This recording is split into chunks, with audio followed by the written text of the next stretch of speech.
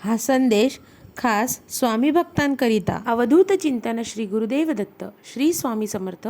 जय जय स्वामी समर्थ. स्वामी म्हणतात, आयुष्यामध्ये नेहमी समाधानी असणे खूप गरजेचे आहे.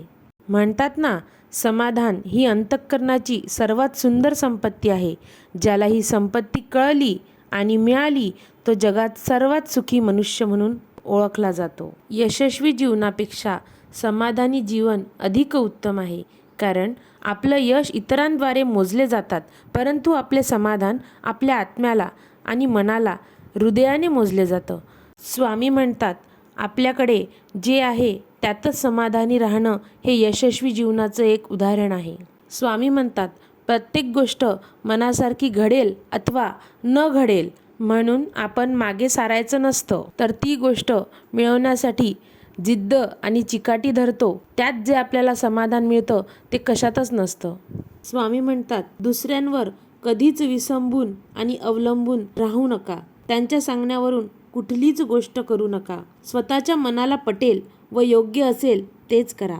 करत असताना भगवंताचे स्मरण करा. स्वामी म्हणतात, आम्ही सर्वांना काहीतरी एक स्पेशल गिफ्ट देतोच. काहींना खूप सुंदर चेहरा देतो, तर काहींना खूप छान दंतपंक्ती देतो.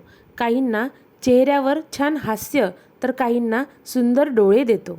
इतकंच नाही तर काहींना खूप सुंदर विचारशक्ती करण्याची कला देतो, तर काहींना खूप काही समजून घेण्याची पण कला देतो. स्वामी म्हणतात, तरीही आपली 5 बोटे एकसारखी कुठं असतात. आपण तरी एकमेकांना साथ देणे गरजेचं असते ना. न जाणो कधी कुठल्या गोष्टीची गरज कोणाला पडेल. प्रत्येकाला देवाने इथं काहीतरी स्पेशल दिलेलंच आहे आणि त्याचबरोबर काहीतरी कमीपणा पण दिलेला आहे. आणि म्हणूनच आपल्यामध्ये जी चांगल्या गोष्टींची कमतरता आहे ती दुसऱ्यांकडून भरभरून घ्यायची आणि जे आपल्याकडे आहे ते दुसऱ्यांना भरभरून द्यायचं.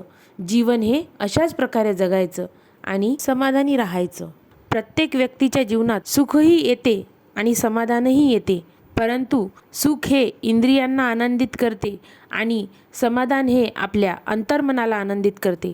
आणि म्हणूनच सुख हे तसे ओरबडून मिळवता येते आणि ते सहज मिळतेही, पण समाधान मात्र एकाच प्रकारे मिळते. ते म्हणजे जेव्हा आपण केलेले कर्म हे आपल्या आतल्या आवाजाला पटलेले असतात, तेव्हाच आपल्याला खरं समाधान मिळतं. स्वामी म्हणतात, काही गोष्टी ह्या कष्ट करूनच साध्य होतात, तर काही गोष्टी ह्या प्रार्थना करून आणि ईश्वराला शरण जाऊन त्याच्या कृपेने साध्य करून घ्यायच्या असतात. पूर्ण प्रेमाने व क्षमतेने आपले कार्य व स्वधर्म करून बाकी सर्व त्या विधात्यावर सोपवावे. त्यानंतर ईश्वर जे आपल्याला फळ देईल सुखाने भोगावे.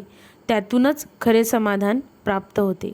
स्वामी म्हणतात, तू बघितलेली सर्व स्वप्ने आणि तुझ्या मनोकामना पूर्ण होतील. तू फक्त माझ्यावर असलेला विश्वास कायम ठेव आणि निसंकोचपणे कार्य करीत राहा आणि जीवनात नेहमी समाधानी राहा. खूप सुखी होशील. अवधूत चिंतन श्री गुरुदेव दत्त. श्री स्वामी समर्थ. जय जय स्वामी समर्थ.